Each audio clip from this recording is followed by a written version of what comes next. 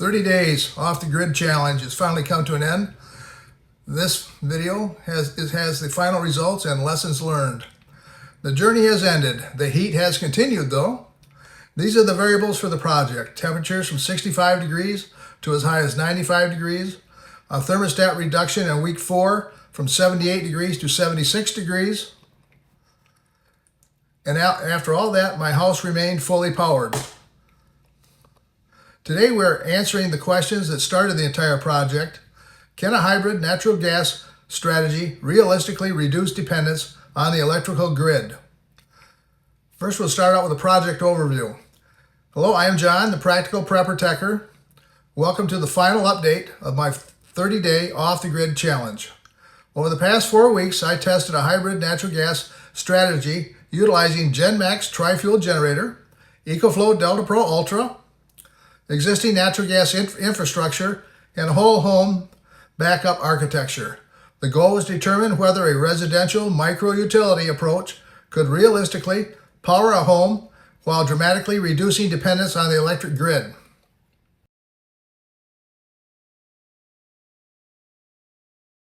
Dependence on the electric grid. This is the first slide for the final scorecard, the week 4 results. Average temperature was 88 to 94 degrees. Thermostat setting was 76 degrees Fahrenheit. Utility electricity used 0.53 kilowatt hours cumulative. Utility electric cost was about 11 cents. Natural gas usage was 50 CCF cumulative. Natural gas cost for the 4 weeks was $124.46. Generator runtime was 2 hours per day, and home status was fully powered.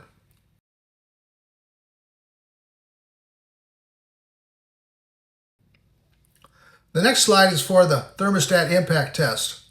One of the biggest discoveries occurred during week 4. For the first 3 weeks, the thermostat remained at 78 degrees. During week 4, I lowered the thermostat to 76 degrees to see what kind of effect this would have on the whole system, while outdoor temperatures remained between 88 degrees and 94 degrees.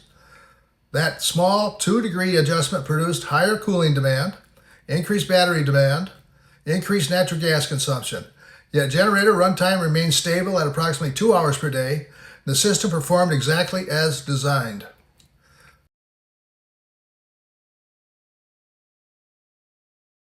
Now let's talk about the numbers, the cost comparisons. Using my actual utility bills, my normal household energy costs were electricity, $3.06 per day, natural gas was $1.03 per day, combined energy cost was $4.09 per day. Over 28 days, that equals $114.52. The hybrid natural gas strategy costs $124.57. The difference, approximately $10.05. So no, the project wasn't about saving large amounts of money, but something more important happened. What did I receive for that $10? For approximately $10 additional dollars over the 4 weeks, I gained near total reduction in utility electricity usage, energy independence testing, whole home resilience, backup power capability, heat wave performance validation, increased preparedness, continuous home operation. To me, that is a valuable trade-off.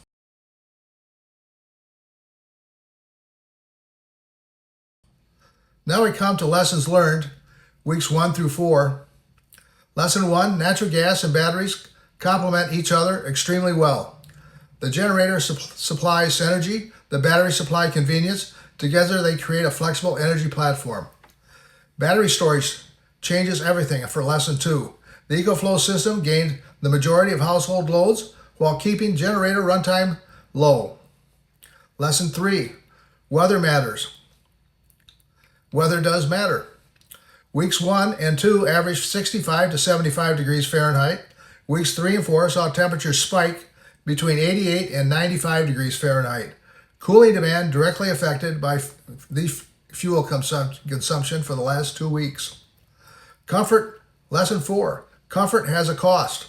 The thermostat change from 78 to 76 degrees produced measurable increase in cooling demand and natural gas usage. Small adjustments matter. Lesson 5. Generator runtime remained surprisingly low.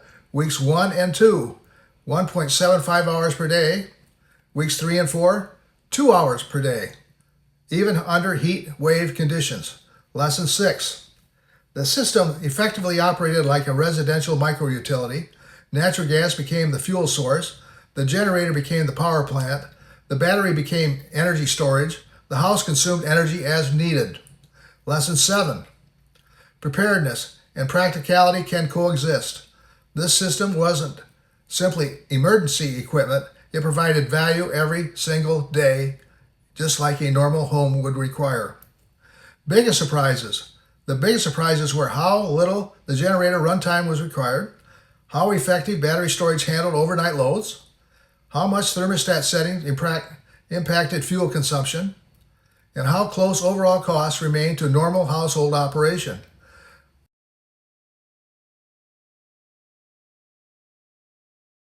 The next slide is for the final verdict. So, can this realistically replace grid dependence for my home? Yes. Would I completely disconnect the system from the electric grid? Probably not.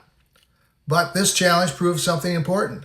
A hybrid natural gas strategy can dramatically reduce dependence on the electrical grid while maintaining comfort, reliability, resilience, and operational flexibility. The project successfully validated the concept. Now we come to the closing project. After 28 days, we're fully powered, 0.53 kilowatt hours utility consumption, 50 CCF natural gas usage, 2 hours per day generator runtime. We incurred a successful heat wave test, real world validation complete. Thank you for following the entire 30-day off the grid challenge. I'm John, the Practical Prepper Techer, and I'll see you on the next project.